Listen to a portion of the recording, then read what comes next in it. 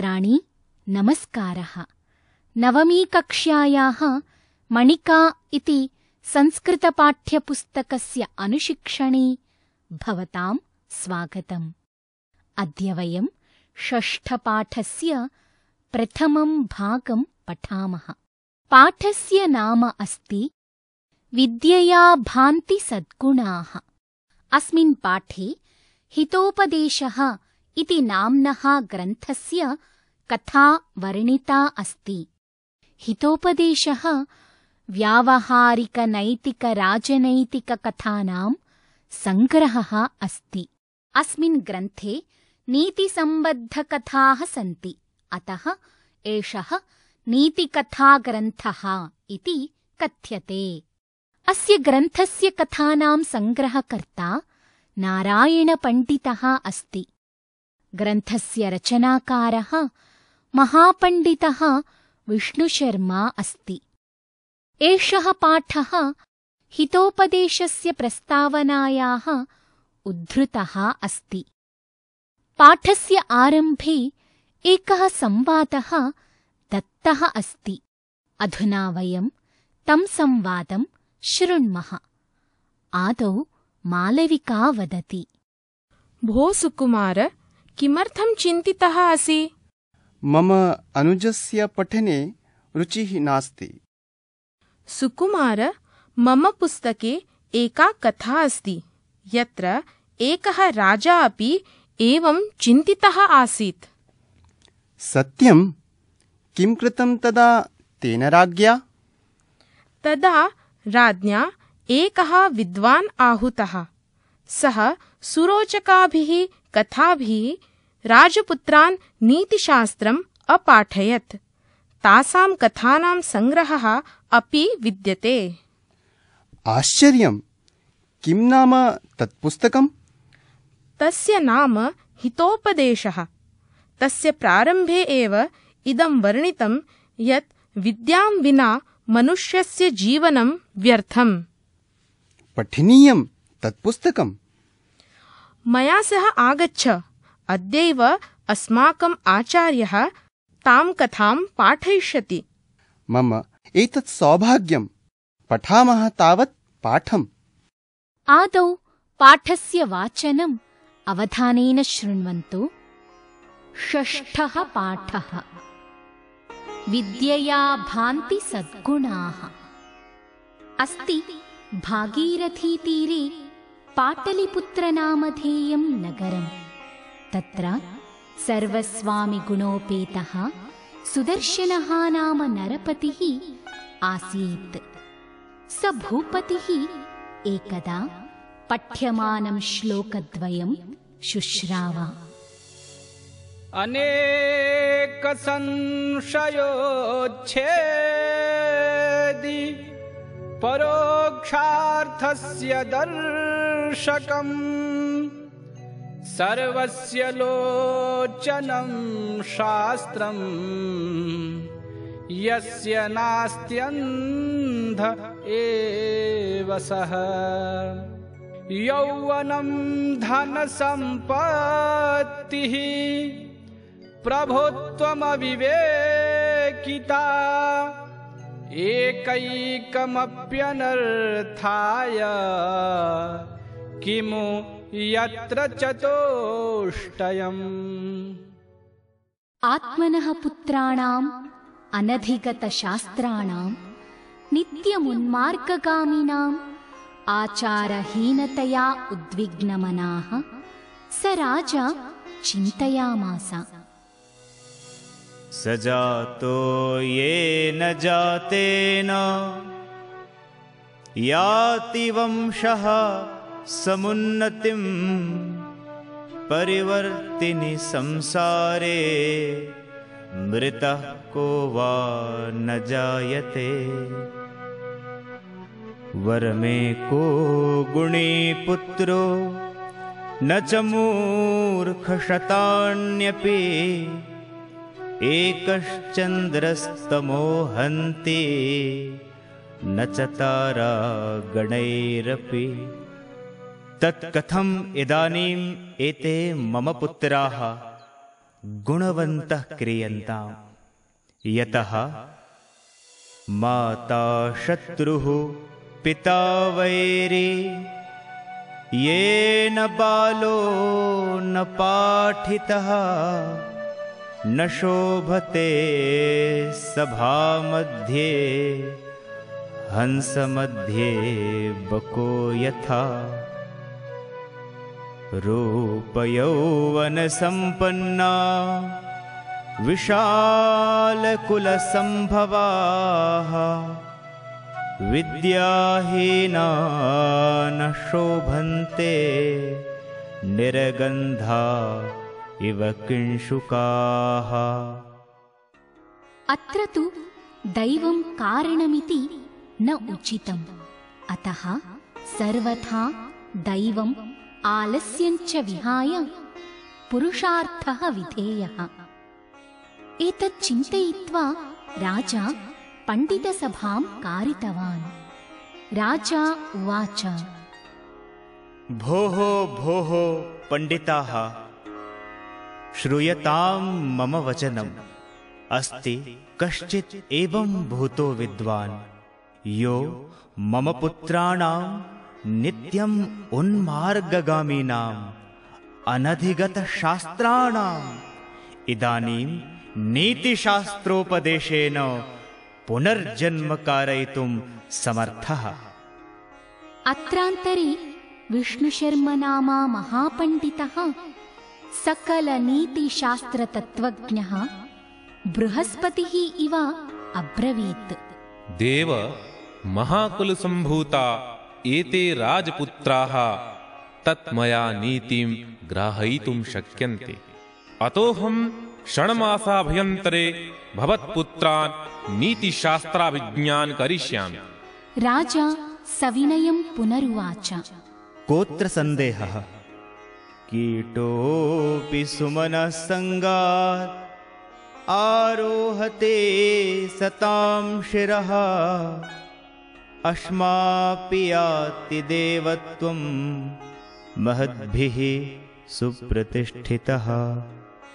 तदेतेषाम् अस्मत्पुत्राणां नीतिशास्त्रोपदेशाय भवन्तः प्रमाणम् इति उक्त्वा तस्य विष्णुशर्मणः करे बहुमानपुरस्सरं पुत्रान् समर्पितवान्।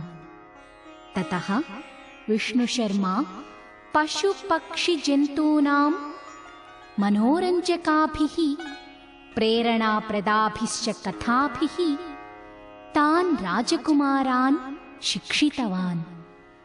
एतासां कथानां सङ्कलनमेव हितोपदेशः नामकः ग्रन्थः प्रसिद्धः जातः।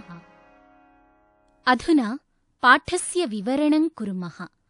आदौ शीर्षकं पश्यन्तु। विद्यया भान्ति सद्गुणाः, अर्थात् उत्तमगुणाः विद्याद्वारा एव प्रकाशिताः भवन्ति। विद्यया इत्यत्र विद्या इति आकारान्तस्त्रीलिङ्गशब्दः तृतीया विभक्तिः एकवचनम् अस्ति।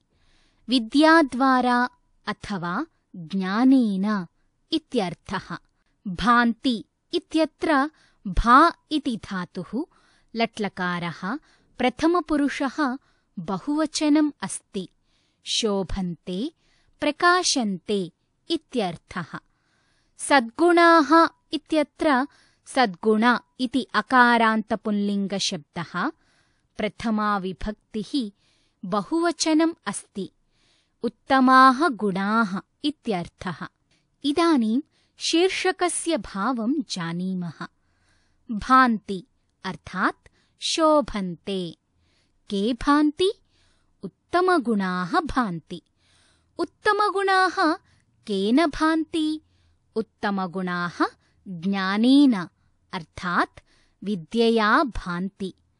विद्यया के भान्ति? विद्यया उत्तमगुणाः भान्ति अर्थात् शोभन्ते। अधुना प्रथमं वाक्यं पश्यामः। अस्ति भागीरथीतीरे पाटलिपुत्रनामधेयं नगरम्। अस्य वाक्यस्य शब्दार्थान् पश्यन्तु। अस्ति इत्यत्र अस्धातुः लट्लकारः प्रथमपुरुषः एकवचनम् अस्ति, वर्तते इत्यर्थः। भागीरथीतीरे इत्यत्र भागीरथीतीरा इति अकारान्तनपुंसकलिङ्गशब्दः, सप्तमी विभक्तिः, एकवचनम् अस्ति, इत्युक्ते गङ्गातटे। पाटलिपुत्रनामधेयम्, पाटलिपुत्रनामकम् इत्यर्थः। नगरम् इत्यत्र नगर इति अकारान्तनपुंसकलिङ्गशब्दः, प्रथमा विभक्तिः, एकवचनम् अस्ति। अधुना वाक्यस्य भावार्थम् अवगच्छामः। गङ्गानद्याः तटे किमासीत्? गङ्गानद्याः तटे नगरम् आसीत्। नगरं कुत्र आसीत्? नगरं गङ्गानद्याः तटे आसीत्। नगरस्य नाम किमासीत्? नगरस्य नाम पाटलिपुत्र इति आसीत्। पाटलिपुत्र इति कस्य नाम आसीत्? पाटलिपुत्र इति नगरस्य नाम आसीत्। गङ्गानद्याः तटे पाटलिपुत्रनामकम् एकं नगरम् आसीत् इति वाक्यार्थः। तत्र सर्वस्वामिगुणोपेतः सुदर्शनः नाम नरपतिः आसीत्। तत्र इति स्थानबोधकम् अव्ययपदम्, अर्थात् पाटलिपुत्रनगरे। सर्वस्वामिगुणोपेतः, सर्व स्वामि गुण उपेतः इति अस्य विच्छेदः, अर्थात् स्वामि अनुकूलगुणैः सम्पन्नः। उपेतः इत्यत्र उप इति उपसर्गः, ई धातुः, क्त प्रत्ययः, पुल्लिङ्गम्, प्रथमा विभक्तिः, एकवचनम् अस्ति। युक्तः अथवा सम्पन्नः इत्यर्थः। सुदर्शनः इत्यत्र सुदर्शन इति अकारान्तपुल्लिङ्गशब्दः, प्रथमा विभक्तिः, एकवचनम् अस्ति। एतत् संज्ञापदं वर्तते। सुदर्शनः नाम राजा इत्यर्थः। नाम इत्यत्र नामन् इति नकारान्तनपुंसकलिङ्गशब्दः, प्रथमा विभक्तिः, एकवचनम् अस्ति। नामकः इत्यर्थः।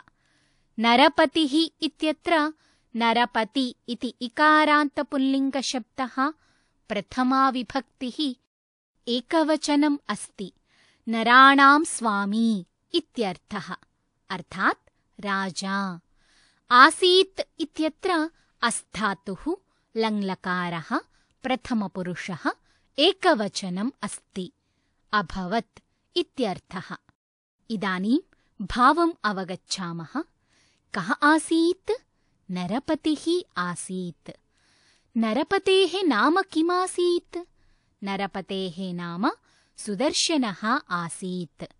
सुदर्शनः कीदृशः नरपतिः आसीत्? सुदर्शनः सर्वस्वामिगुणोपेतः नरपतिः आसीत्। सुदर्शनः कस्य नरपतिः आसीत्? सुदर्शनः पाटलिपुत्रनगरस्य नरपतिः आसीत्। सुदर्शनः कुत्र राजा आसीत्? सुदर्शनः पाटलिपुत्रे राजा आसीत्। स भूपतिः एकदा पठ्यमानं श्लोकद्वयं शुश्राव।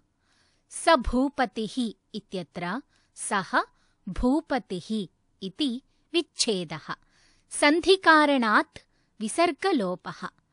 सः इत्यत्र तद् इति दकारान्तसर्वनामशब्दः, पुल्लिङ्गम्, प्रथमा विभक्तिः, एकवचनम् अस्ति। वः इति हिन्द्यर्थः। भूपतिः इत्यत्र भूपति इति इकारान्तपुल्लिङ्गशब्दः, प्रथमा विभक्तिः, एकवचनम् अस्ति।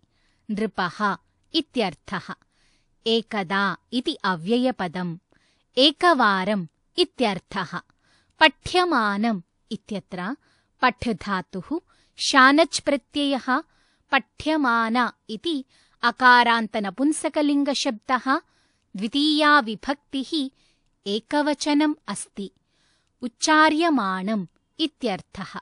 श्लोकद्वयम् इत्यत्र श्लोकद्वया इति अकारान्तनपुंसकलिङ्गशब्दः द्वितीया विभक्तिः एकवचनम् अस्ति। द्वौ श्लोकौ इत्यर्थः। शुश्राव इत्यत्र शुरुधातुः लिट्लकारः प्रथमपुरुषः एकवचनम् अस्ति। अशृणोत् अथवा श्रुतवान् इत्यर्थः। एतत् क्रियापदम् अस्ति। अधुना अस्य भावम् अवगच्छामः। किं शुश्राव? श्लोकद्वयं शुश्राव। कः श्लोकद्वयं शुश्राव? राजा श्लोकद्वयं शुश्राव। भूपतिः कीदृशं श्लोकद्वयं शुश्राव? भूपतिः पठ्यमानं श्लोकद्वयं शुश्राव। कः पठ्यमानं श्लोकद्वयं शुश्राव? स भूपतिः पठ्यमानं श्लोकद्वयं शुश्राव। स भूपतिः कदा पठ्यमानं श्लोकद्वयं शुश्राव? स भूपतिः एकदा पठ्यमानं श्लोकद्वयं शुश्राव। वाक्ये भूपतिः इति शब्दः कस्मै प्रयुक्तः? वाक्ये भूपतिः इति शब्दः राज्ञी अर्थात् सुदर्शनाय प्रयुक्तः। अधुना श्लोकं पश्यामः। अनेकसंशयोच्छेदि परोक्षार्थस्य दर्शकम् सर्वस्य लोचनं शास्त्रम् यस्य नास्त्यन्त एव सः। आदौ श्लोकस्य पदविभागं पश्यामः। अनेक संशय उच्छेदि परोक्षार्थस्य दर्शकं सर्वस्य लोचनं शास्त्रं यस्य न अस्ति अन्धः एव सः। अधुना श्लोकस्य अन्वयं कुर्मः। शास्त्रम् अनेकसंशयोच्छेदि परोक्षार्थस्य दर्शकं सर्वस्य च लोचनम् अस्ति। यस्य शास्त्रज्ञानं न अस्ति सः एव अन्धः। अस्मिन् श्लोके शास्त्रस्य त्रयः गुणाः उल्लिखिताः। अनेकसंशयोच्छेदि परोक्षार्थस्य दर्शकं सर्वस्य लोचनम् इति। अनेकसंशयोच्छेदि अनेकसंशय उच्छेदि इति विच्छेदः। उच्छेदि इत्युक्ते नाशकम्। अनेकसंशयोच्छेदि इत्यत्र इकारान्तनपुंसकलिङ्गशब्दः प्रथमा विभक्तिः एकवचनम् अस्ति। अनेकसंशयानां नाशकम् इत्यर्थः। परोक्षार्थस्य दर्शकम्। परोक्षार्थस्य इत्यत्र परोक्षार्थ इति अकारान्तपुल्लिङ्गशब्दः षष्ठी विभक्तिः एकवचनम् अस्ति। अप्रत्यक्षस्य अथवा अज्ञातस्य इत्यर्थः। दर्शकम् इत्यत्र दर्शक इति अकारान्तनपुंसकलिङ्गशब्दः प्रथमा विभक्तिः एकवचनम् अस्ति। अर्थात् प्रकाशकम्। देखने वाला इति हिन्द्यर्थः। सर्वस्य लोचनम्। सर्वस्य इत्यत्र सर्व इति अकारान्तपुल्लिङ्गसर्वनामशब्दः षष्ठी विभक्तिः एकवचनम् अस्ति। सर्वेषाम् अथवा सम्पूर्णस्य इत्यर्थः। लोचनम् इत्यत्र लोचन इति अकारान्तनपुंसकलिङ्गशब्दः प्रथमा विभक्तिः एकवचनम् अस्ति। नेत्रम् इत्यर्थः। शास्त्रम् इत्यत्र शास्त्र इति अकारान्तनपुंसकलिङ्गशब्दः प्रथमा विभक्तिः एकवचनम् अस्ति। अर्थात् ज्ञानम्। यस्य नास्त्यन्ध एव सः। यस्य इत्यत्र यद् इति दकारान्तपुल्लिङ्गशब्दः षष्ठी विभक्तिः एकवचनम् अस्ति। जिस्के इति हिन्द्यर्थः। नास्त्यन्धः न अस्ति अन्धः इति विच्छेदः। न इति निषेधार्थबोधकम् अव्ययपदम्। अस्ति इत्यत्र अस्धातुः लट्लकारः प्रथमपुरुषः एकवचनम् अस्ति वर्तते इत्यर्थः। अन्धः इत्यत्र अन्ध इति अकारान्तपुल्लिङ्गशब्दः प्रथमा विभक्तिः एकवचनम् अस्ति। नेत्रहीनः इत्यर्थः। एव इति निश्चयार्थबोधकम् अव्ययपदम् अस्ति। अस्मिन् श्लोके अनेकसंशयोच्छेदि दर्शकं लोचनं च इति एतानि विशेषणपदानि सन्ति। शास्त्रं च विशेष्यपदं वर्तते। इदानीं प्रश्नोत्तराणां माध्यमेन भावम् अवगच्छामः। शास्त्रं कीदृशम् अस्ति? शास्त्रम् अनेकसंशयोच्छेदि अस्ति। पुनः शास्त्रं कीदृशम् अस्ति? शास्त्रं दर्शकम् अस्ति। शास्त्रं कस्य दर्शकम् अस्ति? शास्त्रं परोक्षार्थस्य दर्शकम् अस्ति। शास्त्रं किमस्ति? शास्त्रं लोचनम् अस्ति। शास्त्रं कस्य लोचनम् अस्ति? शास्त्रं सर्वस्य लोचनम् अस्ति। यस्य शास्त्रलोचनं नास्ति सः कीदृशः भवति? यस्य शास्त्रलोचनं नास्ति सः अन्धः एव भवति। इदानीं श्लोकस्य भावार्थं पश्यामः। शास्त्रम् एव अनेकसंशयानां निवारकम् अस्ति। अज्ञातविषयाणां बोधकं सर्वेषां चक्षुः अस्ति। यस्य पार्श्वे शास्त्रचक्षुः अर्थात् दृष्टिः न भवति सः एव अन्धः। यस्य शास्त्रज्ञानं न अस्ति सः कर्तव्यस्य अकर्तव्यस्य च निर्णयं कर्तुम् असमर्थः इति। अधुना श्लोकस्य हिंदी अर्थं पश्यामः। अनेक संशयों का निवारण करने वाला, भूत भविष्य के अज्ञात विषयों को बताने वाला शास्त्र ही मानो सबका नेत्र है। जिसके पास शास्त्र रूपी नेत्र नहीं है वही ही मानो नेत्रहीन है। शास्त्रज्ञान न होने के कारण वह कर्तव्य एवं अकर्तव्य का निर्णय करने में समर्थ नहीं होता। अधुना आंग्लार्थं पश्यामः। Knowledge of Shastras, that is sciences, removes many doubts as well as enlightens the objects which are beyond the reach of eyes or senses. As Shastra is the eye of all human beings, one who does not possess the knowledge of Shastra is very much blind. इदानीं द्वितीयं श्लोकं पश्यन्तु। यौवनं धनसम्पत्तिः प्रभुत्वमविवेकिता एकैकमप्यनर्थाय किमु यत्र चतुष्टयम्। अस्य श्लोकस्य पदविभागं पश्यन्तु। यौवनं धनसम्पत्तिः प्रभुत्वम् अविवेकिता एकम् अपि अनर्थाय किमु यत्र चतुष्टयम्। अधुना श्लोकस्य अन्वयं कुर्मः।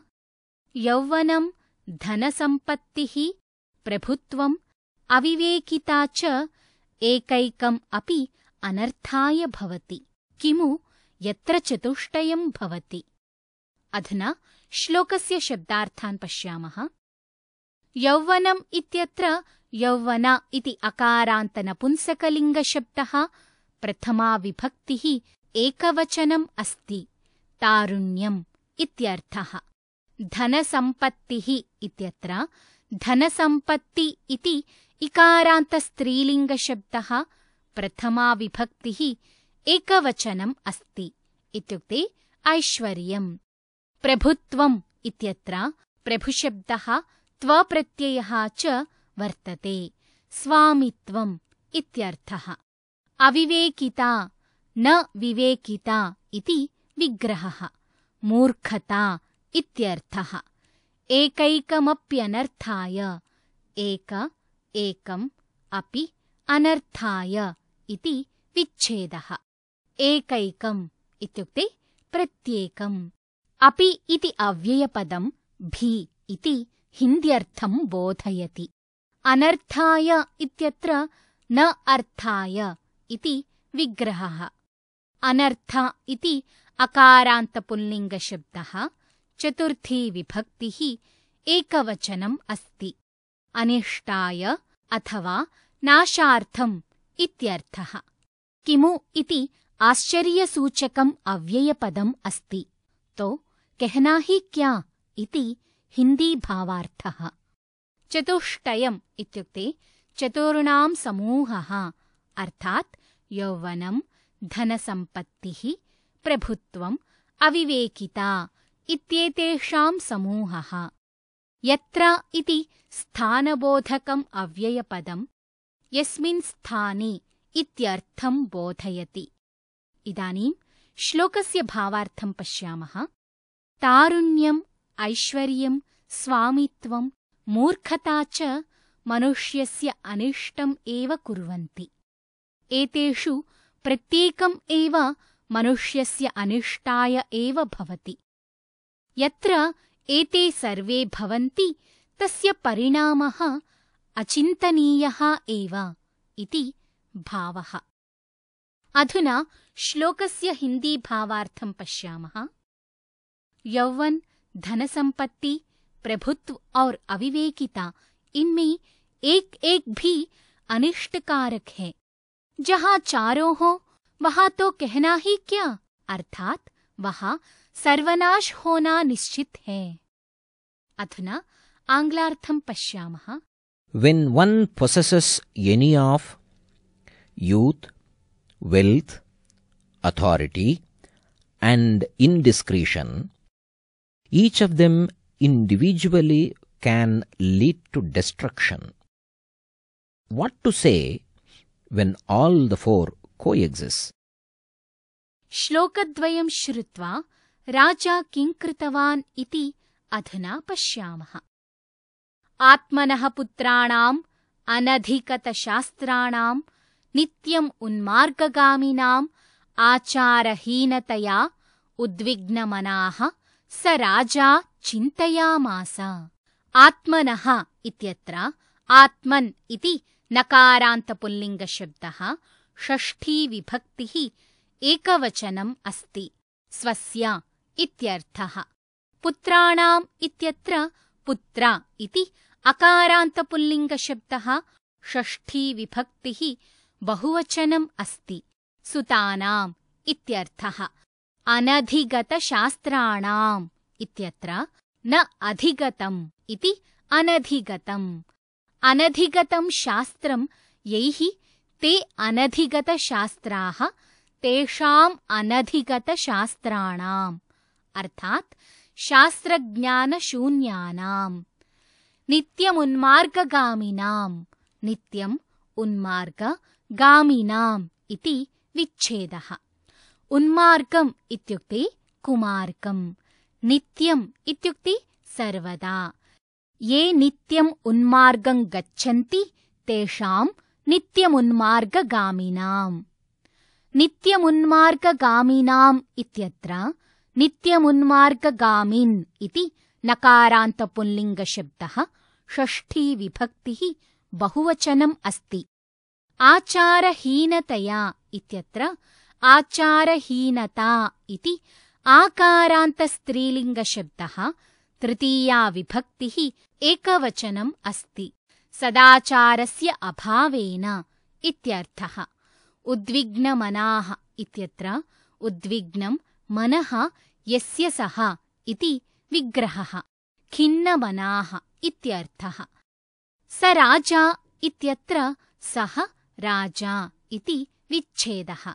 अत्र सन्धिकारणतः विसर्गस्य लोपः अभवत्, अर्थात् सुदर्शनः। चिन्तयामास इत्यत्र चिन्त् इति धातुः, लिट्लकारः, प्रथमपुरुषः, एकवचनम् अस्ति। चिन्तितवान् इत्यर्थः। अत्र अनधिगतशास्त्राणाम् नित्यमुन्मार्गगामिनाम् इति पदद्वयम् पुत्राणाम् इत्यस्य विशेषणम्, पुत्राणाम् इति च विशेष्यपदम् अस्ति। तथा उद्विग्नमनाः इति पदं राजा इत्यस्य विशेषणम्।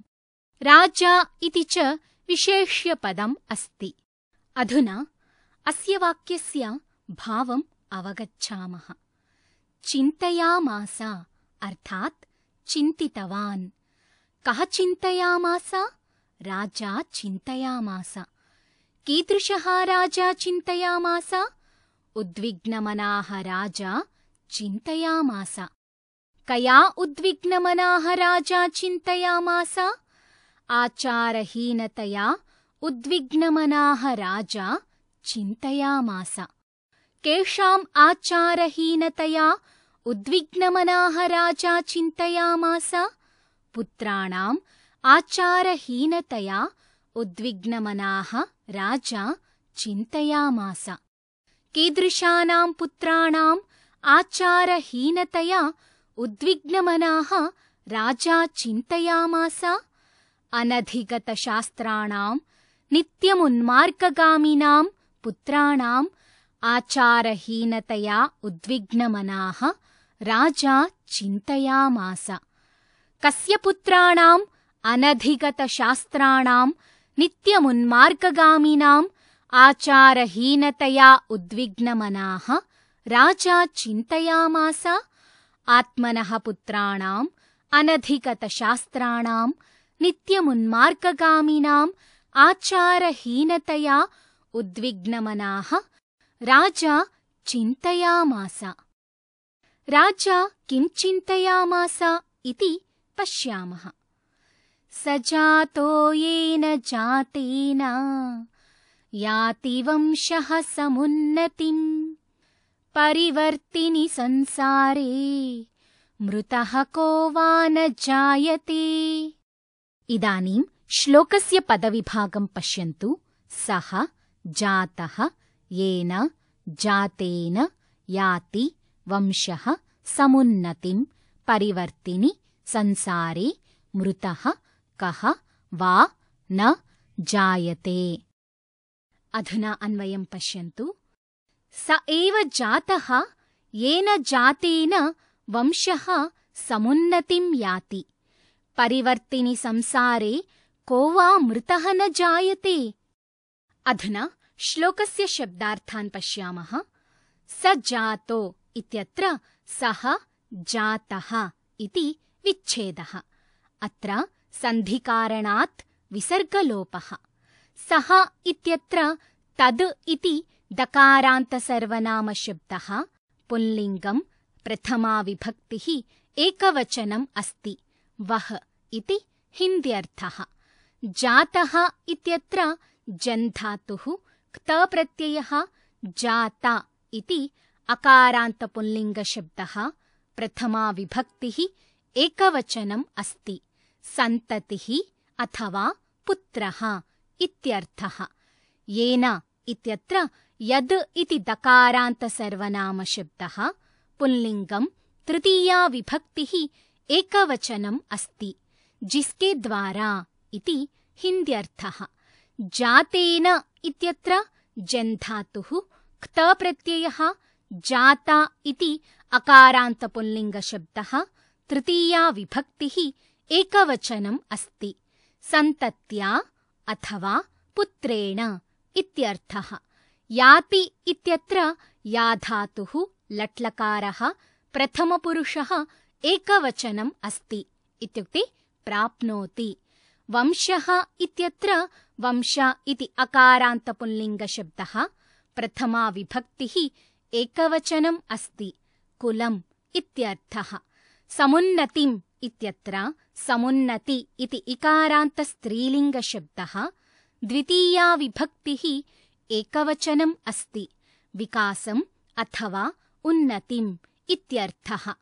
परिवर्तिनि इत्यत्र परिवर्तिन् इति नकारान्तपुल्लिङ्गशब्दः सप्तमी विभक्तिः एकवचनम् अस्ति। परिवर्तनशीले इत्यर्थः।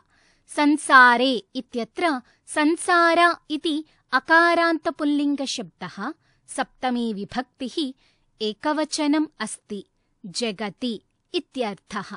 जायते इत्यत्र जन्धातुः लट्लकारः प्रथमपुरुषः एकवचनम् अस्ति, भवति इत्यर्थः। इदानीं प्रश्नोत्तराणां माध्यमेन भावं जानीमः। याति अर्थात् प्राप्नोति। कः याति? वंशः याति। वंशः कां याति? वंशः समुन्नतिं याति। केन वंशः समुन्नतिं याति?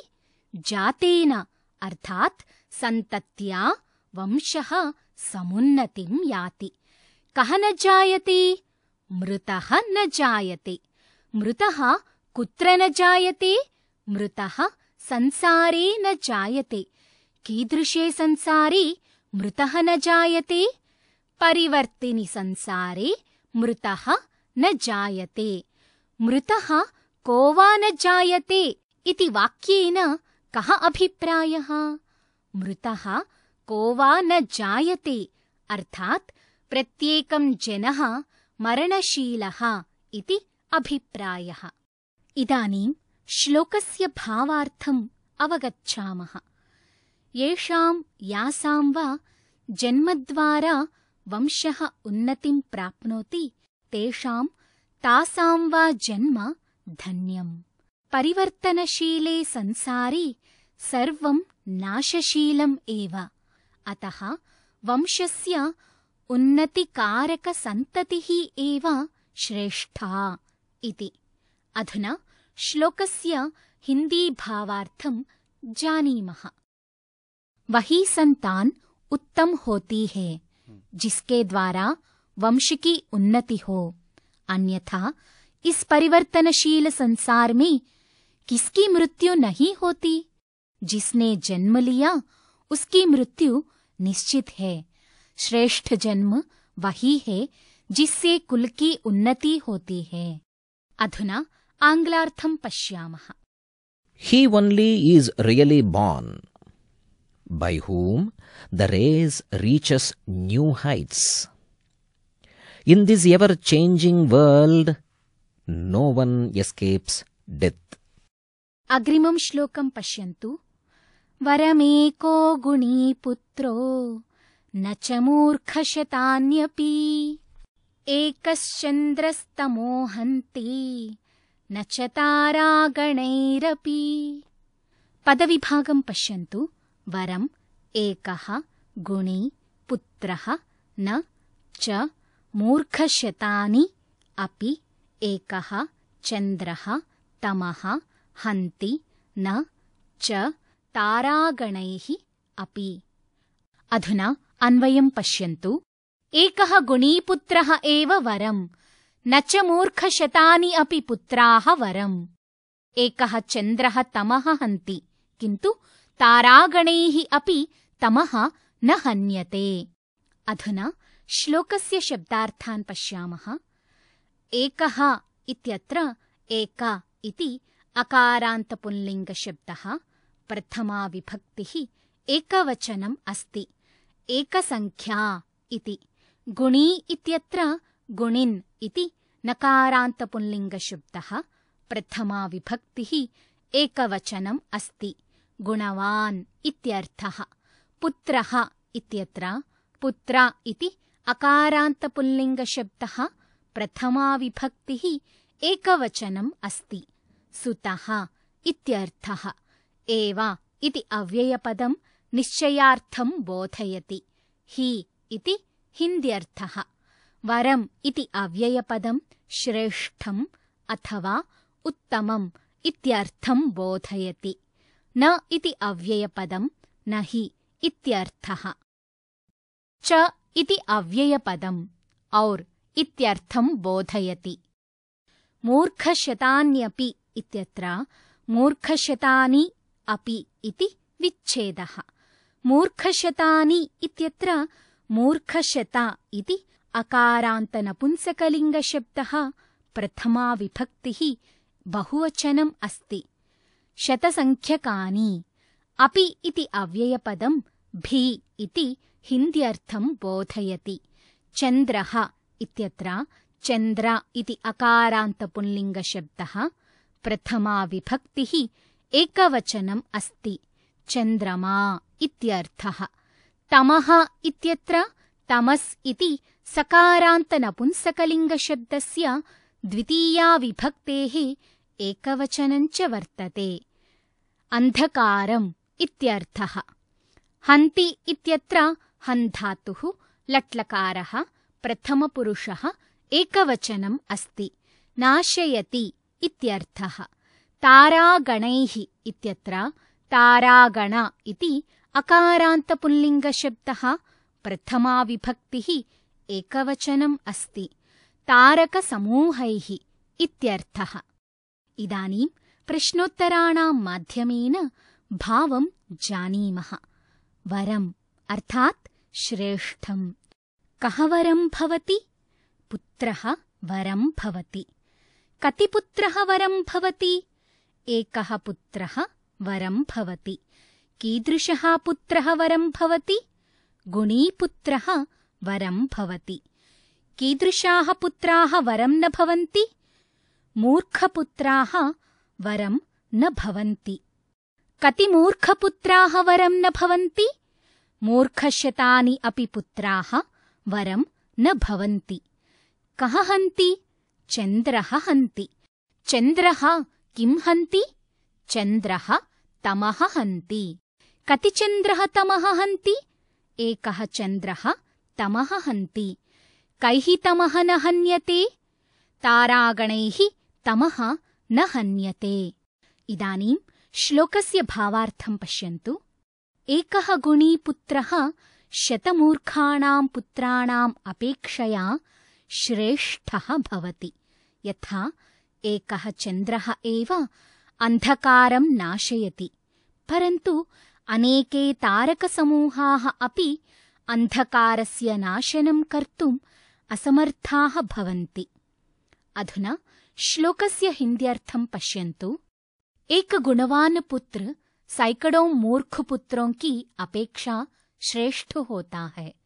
जैसे एक ही चंद्रमा अंधकार को मिटा देता है, परंतु अनेक तारों का समूह मिलकर भी अंधकार को नहीं मिटा पाता।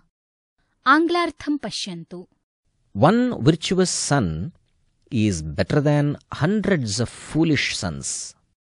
While one moon dispels darkness, constellation of stars do not dispel the darkness. एतत् सर्वं विचिन्त्य सः पुनः विचारं करोति। तत् कथम् इदानीम् एते मम पुत्राः गुणवन्तः क्रियन्ताम्? अधुना शब्दार्थान् पश्यामः। तत् इति अव्ययपदम्, कथम् इति अव्ययपदम्, केन प्रकारेण इत्यर्थः। इदानीम् इति अव्ययपदम्, अधुना इत्यर्थः। एते इत्यत्र एतद् इति दकारान्तसर्वनामशब्दः पुंलिङ्गं प्रथमा विभक्तिः बहुवचनं वर्तते। इमे इत्यर्थः। मम इत्यत्र अस्मद् इति दकारान्तसर्वनामशब्दः षष्ठी विभक्तिः एकवचनम् अस्ति, अर्थात् राज्ञः सुदर्शनस्य। पुत्राः इत्यत्र पुत्र इति अकारान्तपुल्लिङ्गशब्दः प्रथमा विभक्तिः बहुवचनम् अस्ति, सुताः इत्यर्थः। गुणवन्तः इत्यत्र गुण इति शब्दः मतुप्रत्ययः पुल्लिङ्गं प्रथमा विभक्तिः बहुवचनञ्च वर्तते। गुणयुक्ताः अथवा संस्कारयुक्ताः इत्यर्थः। क्रियन्ताम् इत्यत्र कृधातुः कर्मवाच्ये लोट्लकारः प्रथमपुरुषः बहुवचनञ्च वर्तते। करणीयाः इत्यर्थः। किये जायें। इदानीं भावम् अवगच्छामः। क्रियन्ताम् अर्थात् कर्तव्यम्। किं कर्तव्यम्? गुणवन्तः कर्तव्याः। के गुणवन्तः कर्तव्याः? पुत्राः गुणवन्तः कर्तव्याः। कस्य पुत्राः गुणवन्तः कर्तव्याः? राज्ञः सुदर्शनस्य पुत्राः गुणवन्तः कर्तव्याः। कदा राज्ञः पुत्राः गुणवन्तः कर्तव्याः? राज्ञः पुत्राः शीघ्रमेव गुणवन्तः कर्तव्याः। वाक्ये एते इति पदं केभ्यः प्रयुक्तम्? वाक्ये एते इति पदं पुत्रेभ्यः प्रयुक्तम्। सः विचारयति, यतः माता शत्रुः पिता वैरी, येन बालो न पाठितः, न शोभते सभामध्ये, हंसमध्ये बको यथा। आदौ अस्य श्लोकस्य पदविभागं पश्यन्तु। माता शत्रुः पिता वैरी, येन बालः न पाठितः, न शोभते सभामध्ये, हंसमध्ये बकः यथा। इदानीं श्लोकस्य अन्वयं कुर्मः। सा माता शत्रुः अस्ति, सः पिता च वैरी अस्ति, येन यया वा बालः न पाठितः। सः विद्याहीनः बालः सभामध्ये तथैव न शोभते, यथा हंसमध्ये बकः न शोभते। इदानीं शब्दार्थान् पश्यन्तु। माता इत्यत्र मातृ इति ऋकारान्तस्त्रीलिङ्गशब्दः, प्रथमा विभक्तिः एकवचनम् अस्ति। जननी इत्यर्थः।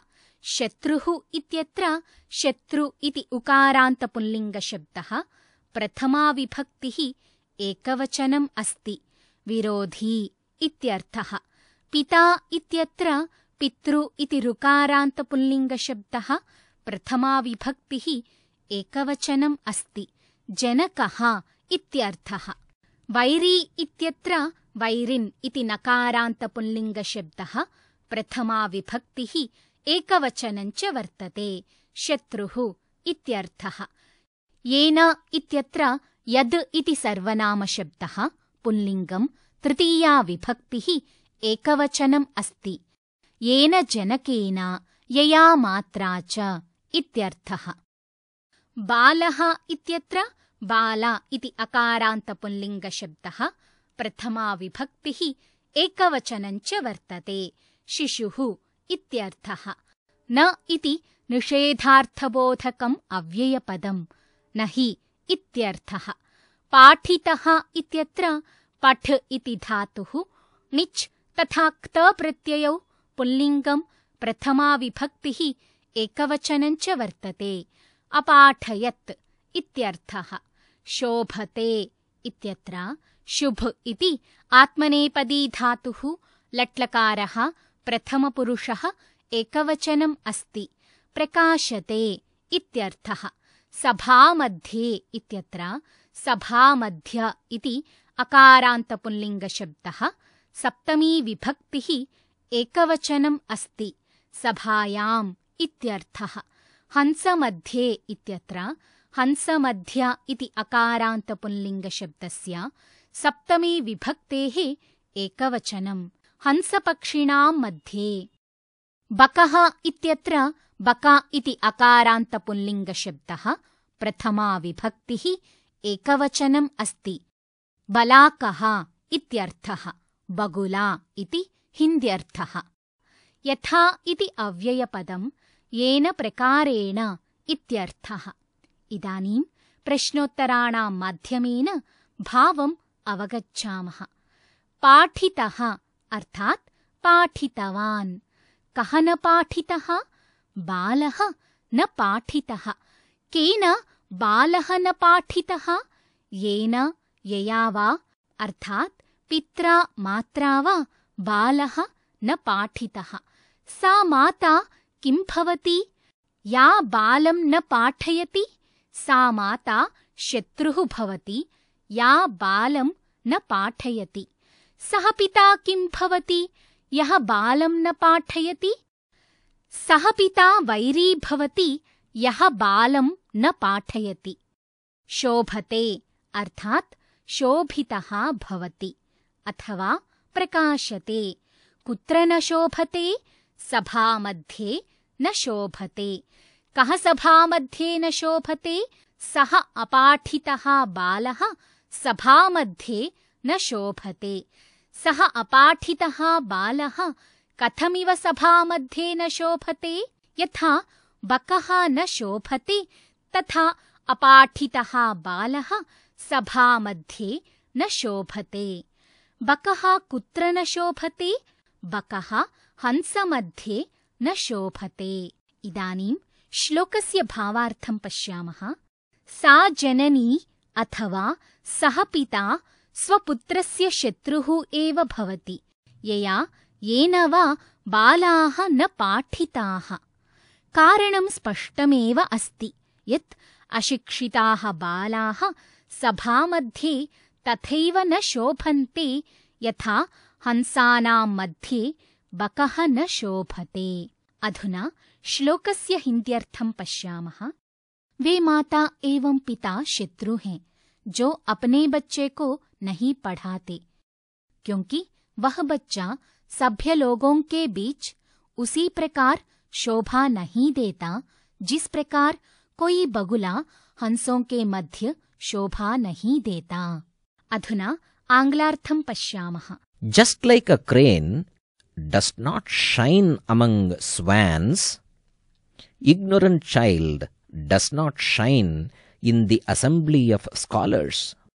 The father and mother who do not educate their child are not well-wishers, but the enemies of the child. मित्राणि, एतावता अस्माभिः षष्ठपाठस्य प्रथमः भागः पठितः। अग्रिमे भागे पुनः मिलामः। धन्यवादः।